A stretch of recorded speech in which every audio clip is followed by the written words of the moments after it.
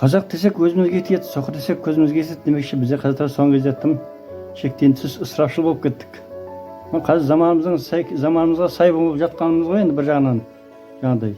Енді қазақтың бір мақалы бар ғой, тойсаң тойға шашыл, тапқаныңда тойға шаш деген сияқты. Ол тойға енді дұрыс енді тойға шашылған. Себебі кейбір адамдар бар, жаңағы қазақтың бір сөзі бар ғой. Баласына бір той жасап бере алмай бұл өмірден өтіп кетті қанша адам демекші. Енді тапқанымды тойға шашқан дұрыс, бірақ тойда да шектен тыс ысырапшыл болмау керек.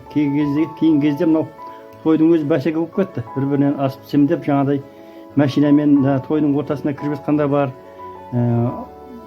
Жаңағы үлкен жаңағы шетелдің нелеріне еліктеп үлкен жаңағы неге салып машинаның үстінде жаңағыдай президент сияқты көтеріп келіп жатқандар бар. Сол сияқты ол бәсекелес тым көбейіп кетті шірушір.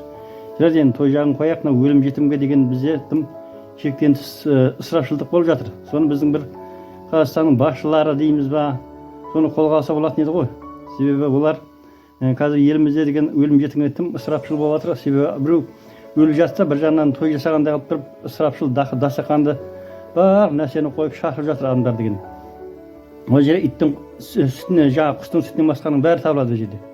Өзі ширазға дым таппай жаңағыдай жарып жатқан адамдар, кейбір адамдар сол өлім жетімге деген әйтеуір қайдан тапса да, кредит алса да, басқа қылса да сол шабылады әйтеуір, соған барын салып сол халықтан ұялмайын деп.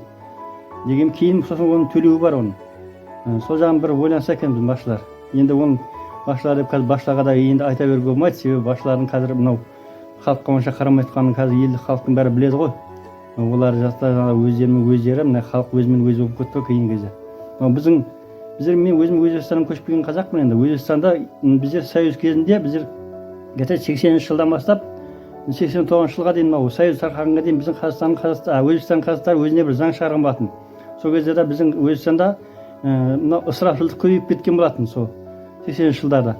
Жаңағыдай өлім жетімге көп шабылып, сосын мынау той мерекеге көп шабылып, қалың мал деген 15-20 мыңға шығып кеткен болатын. Сол теңге орыстың несімен да рубльмен.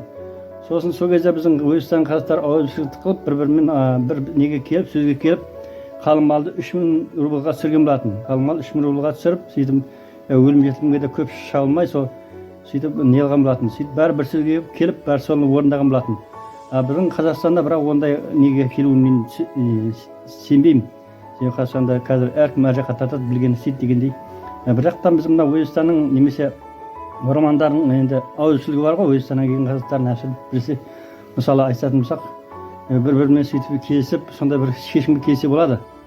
Олар бір-бірін түсінеді ғой, сөзге де келеді, бір-біріне жаңағы не қылады дегендей, ауызбіршілік бар дегендей. Соны бір қолға алса екен деймін, өлім жетімге шабыла бермей. Мысалы жерде өзімізде көріп жүрміз ғой мынау. Бір жаққа жаңағыдай бір жаназаға барып жатсақ, бір жағында біреулер жылап жатса, бір жағында оқиға әңгіме өріп жатады, жаңағы ол өлімді ұмытып кетеді барлықтары. Өздерінің жаңағы бір естеліктерін айтып, басқа да той берекеде болған нелерін айтып, сөйтіп ақақалап отырады. Сол жағына біздің жаңағы барған кезде сол үлкен кісілеріміз, имамдарымыз да солған бір тоқтау айтып, солға дұрыс ақыл кеңес берсе, себебі мынау сен қай мерекеге барсаң, мысалы тойға барсаң, той туралы айту керек. Өлім жетімге бардың ба, өлім туралы айту керек. Хадистерді немесе жаңағыдай уағыз сөздерді айту керек дегендей. Ол жерге барады да жаңағыдай бір жағынан өліп, біреулер қырылып жаңағыдай жылап, сықтап жатса, мен жағында жаңағыдай басқа түрлі әңгіме айтып отырады. Сол жағынан біздің қазақтар осы жағын ескерсе екен. Сол сияқты да енді бізде айта берсек көп проблема қазақта қазір. Бүткіл мына Қазақстанда қазір өзіміздің сондай бір бай ел бола тұра, еліміз жаңағы жер көлемі бойынша 9-шы орындамыз деп мақтанамыз. Байлығымызды енді есептемей-ақ қой, енді есептеп көреміз. 9-шы орында болғаннан кейін елімізге Еуропаның 9 елі кіріп кетеді деген сөз. Сонда 9 елдің байлығы біздің елде бар деген сөз. Байлық жағына енді әңгіме жоқ. Бар жоғы сол біздің 9 мемлекет сиятын үлкен мемлекетімізде 18 миллион ғана халық тұрады. Сол жерде сол қазақтардың тұрмысын айтсаң өте нашар. Айтсаң адам шошитындай әңгіме болып жатыр. Бірақ біздің басшылар соны көріп біліп отыр, бірақ білмегенге салып отыр. Себебі оларға деген біздің қазаққа жан ашитын жоғары адамдар жоқ па деп ойлап қоямын. Өздері қазақ бола тұра, өздерінің қазақтарын өз елінде қорлық қойып отыр ғой. Басқаларға жалтақтатып қойып отыр. Ана тіліміз мінекей шүлдірлеп, 30 жылдан бері шүлдірлеп келе жатырмыз. Басқа да сол сияқты проблемалар жетеді. Үй мәселесі, тағы да басқа мынау бала туған кезде берілетін жәрдемақылар бәрі өте нашар біздерде. Совет кезінде біле білсеңіздер, сол совет кезінде мынау адам санын көбейту үшін жаңағыдай бала туған кезде сол өте көп мөлшерде жаңағыдай жәрдемақылар берілген болатын. Алтын медалдар, күміс медалдар, тағы да басқа сол сияқты қызықтыру үшін адамдарды сондай көптеген нелер жасады. Біздің қазір Қазақстанда не істеп жатыр? Бөлінеді ақшаны, бірақ бөлінгенмен ол халыққа келіп жетпейді. Жолда жаңағыдай қанша да жемқорлар бар, соның бәрін қолына өтіп, халыққа келген кезде ол халыққа какой-то бір тиын тебен ғана келеді.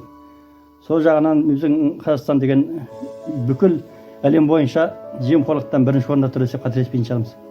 Енді айта берсек, мысалдар көп. Сол үшін енді қазақтар аңданайық, оянайық, ойланайық. Өзіміздің бір-бірімізге деген ауызбіршілігімізді күшейтейік. Бір-бірімізге деген жаңағыдай сенімділігімізді күшейтейік. Салт дәстүрімізге берік болайық. Мынау ысырапшылдықты тоқтатайық демекшімін ғой.